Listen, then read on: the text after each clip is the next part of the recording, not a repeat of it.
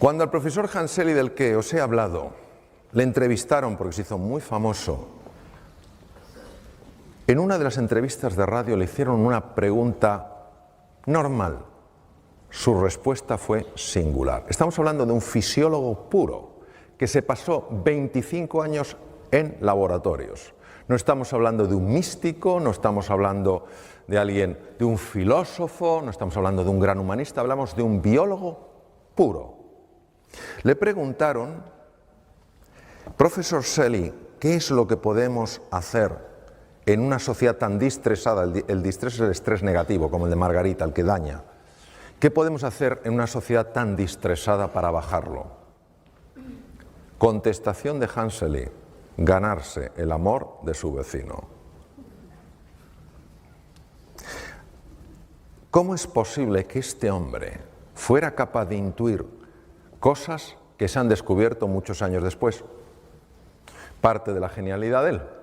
Hoy en día sabemos que cuando una persona se encuentra con otra, con estos lazos de afecto, de cordialidad, de voluntad, de cooperación, automáticamente el cerebro produce una sustancia llamada beta-endorfina.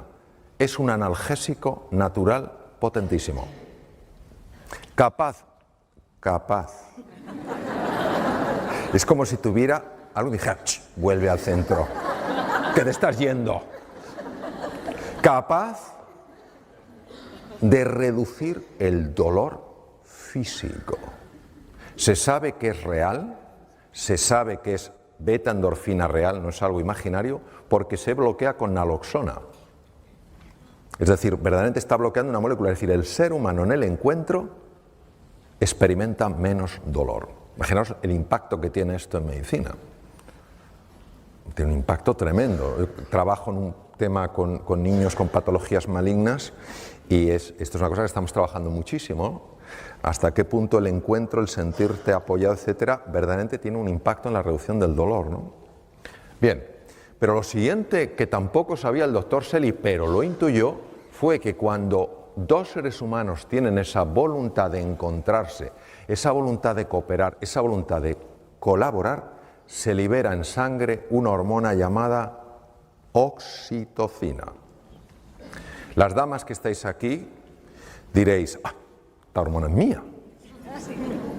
Yo soy mujer, yo he dado a luz, la lactación, todo lo que es el parto, la oxitocina, sí, pero también la tenemos los hombres y mujeres.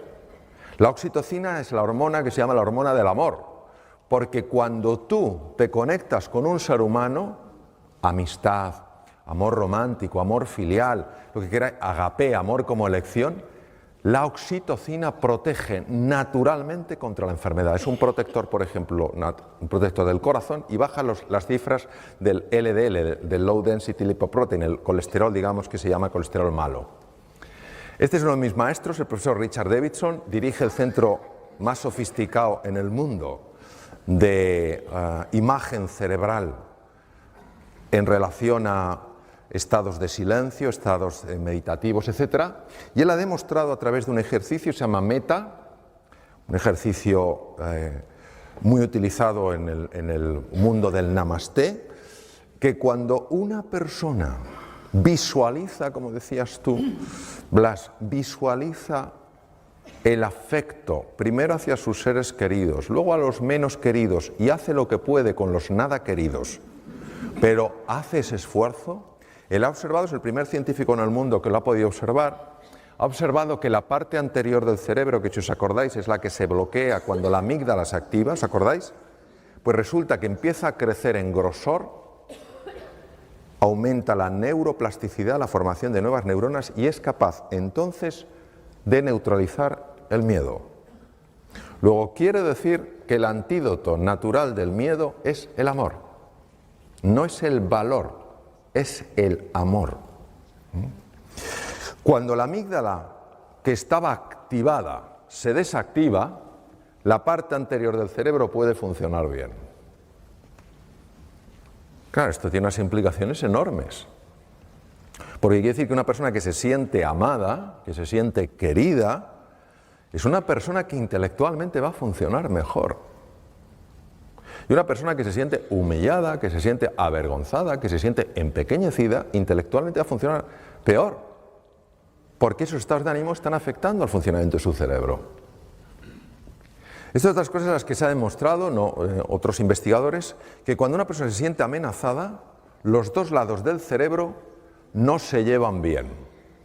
Sabéis que tenemos dos hemisferios, ¿verdad? Es como una nuez, el izquierdo y el derecho. Pues se ha visto que cuanto más amenazada se siente una persona, más lateralización se produce, es decir, menos hablan entre sí los dos hemisferios. ¿No os parece que lo lógico sería que ya que tenemos dos hemisferios, por lo menos se lleven bien? Parece de cajón. Pues no, se llevan mal. ¿Cuál es el problema? El problema es que el lado izquierdo, el hemisferio izquierdo, es muy bueno en unas cosas. Es muy bueno en razonamiento lineal. Esto me lleva a esto, esto me lleva a esto, esto a esto. Es muy bueno organizando, es muy bueno estructurando, es muy práctico, muy organizado, muy fiable en eso. Pero el hemisferio derecho es mucho más imaginativo. El hemisferio derecho además es el que tiene más conexión con el cuerpo físico. El hemisferio derecho es la puerta al inconsciente. Claro, nosotros necesitamos a los dos, necesitamos al soñador y al hacedor. Necesitamos al imaginativo y al práctico. Necesitamos a los dos. Cuando una persona se siente amenazada, los dos hemisferios se desenganchan. Curioso. A nivel del corazón, se ha visto que el amor, el desarrollar este deseo, no pensemos en un amor azucarado, te amo. No, estamos hablando de algo como forma de ser y de estar en la vida, muy en la línea de lo que tú has comentado, Blas, es decir, tu deseo de siempre buscar lo mejor en la otra persona y por supuesto en ti. Cuando tú haces eso, se observa algo interesantísimo. Nosotros para ver el ritmo del corazón usábamos el electrocardiograma, pero resulta que es muy vasto para medir la dimensión de la que os voy a hablar. Y ahora existe una metodología mucho más fina que permite ver lo que se llaman las alteraciones finas del ritmo cardíaco. Y observamos, por ejemplo, que cuando una persona está estresada porque se siente amenazada, aunque el electrocardiograma parezca normal, cuando tú lo haces mucho más fino, la lupa es mucho más precisa, observas las enormes irregularidades. Pero cuando la persona activa el otro sistema, el parasimpático, que es el que se activa en el encuentro, fijaros qué ritmo más curioso toma el corazón. Esto se ha asociado con mayor longitud de vida. Se llama coherencia cardíaca. La coherencia cardíaca hace que el corazón funcione mejor y el corazón tiene su propio cerebro, Emite un campo electromagnético hasta 3 metros de distancia, se ha medido. Y está alterando todas las células del cuerpo. Que el corazón funcione así está afectando a todas las células. El sistema parasimpático, que es el sistema del encuentro, opuesto al simpático, no es que el parasimpático sea bueno, es que cuando este está demasiado activo, ya hemos visto lo que pasa, la sensación de amenaza. Cuando el parasimpático empieza a dominar un poco el juego, aumenta la capacidad de hacer frente a las infecciones, porque se potencia el sistema inmune. Esto es muy importante cara a la enfermedad. Se reduce la producción de radicales libres. Veréis, un radical libre, nosotros sabéis que usamos el oxígeno para producir energía, pero pagamos un precio. Lo mismo que para venir aquí de Alicante ha habido que ir por una carretera de peaje y se paga un precio, y preferirías no pagarlo, pero si no pasas por ahí, para poder utilizar oxígeno y obtener energía pagamos un precio. Ese precio es la producción de unas cosas que se llaman radicales libres.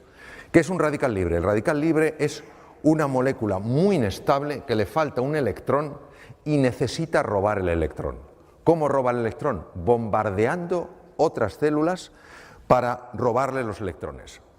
Esto genera muerte celular, daño en pared celular, en membrana celular, envejecimiento temprano y mutaciones. Pues el encuentro, la activación del parasimpático, reduce la producción de radicales libres. Lo que veis ahí en las puntitas de los cromosomas se llaman los telómeros, y uno de los descubrimientos más importantes que se han hecho jamás en genética. El telómero se descubrió con microscopía electrónica. En los extremos de los cromosomas, lo que veis en color rojo, no se sabía muy bien lo que hacía. Los cromosomas son como unos estuches donde está el ácido, el DNA, el ácido desoxirribonucleico enrollado, el material genético.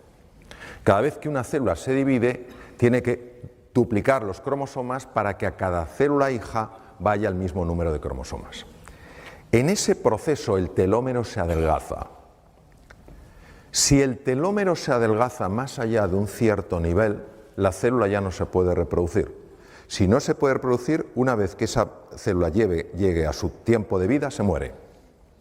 Es decir, la base del envejecimiento y la destrucción de los tejidos. Sorprendentemente, observaron que algo misterioso reparaba los telómeros y no sabían lo que era. Hasta que una investigadora australiana y un equipo de investigadores norteamericanos, la doctora Elizabeth Blackburn, demostró que es una estructura enzimática llamada la telomerasa. 2009 es el año en el que ella ganó el Premio Nobel de Medicina y Fisiología por el descubrimiento de la telomerasa. Elizabeth Blackburn estudió a madres que tenían niños con patologías.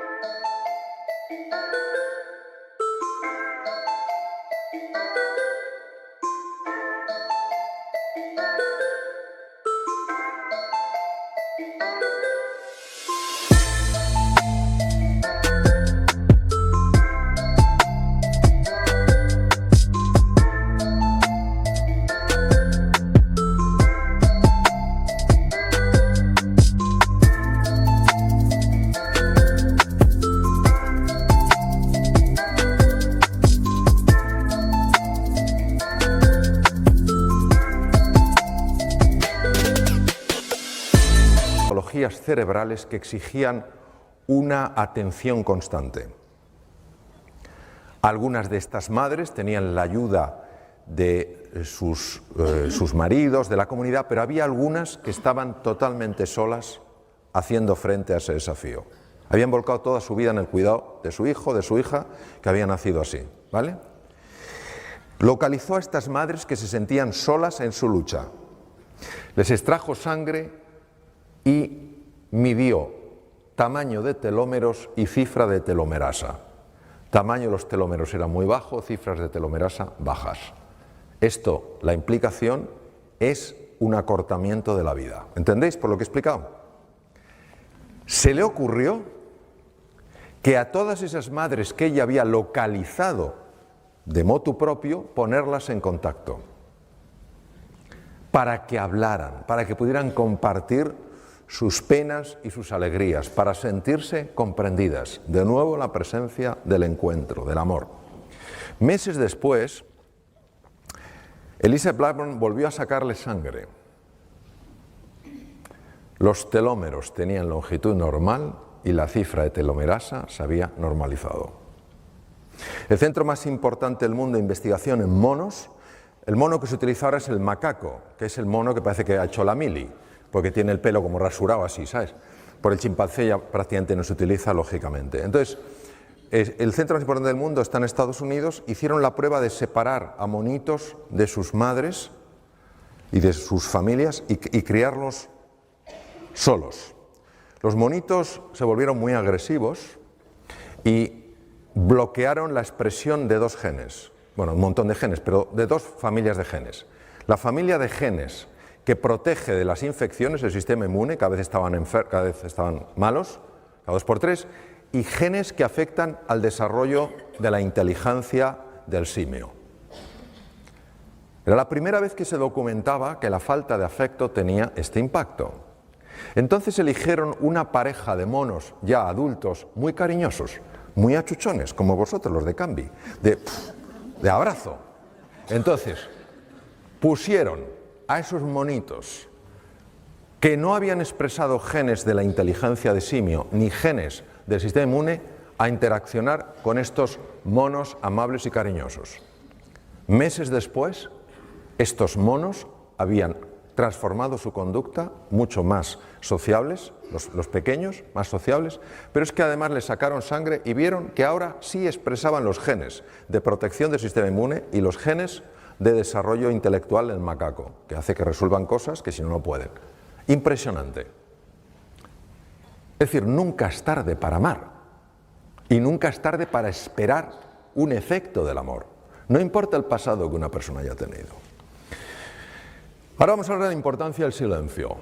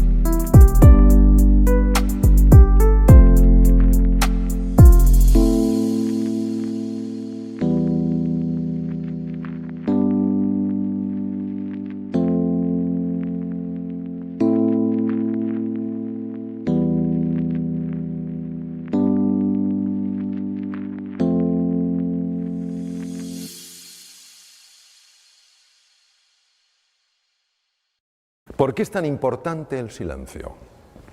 Es tan importante el silencio por lo ruidosa que es nuestra mente.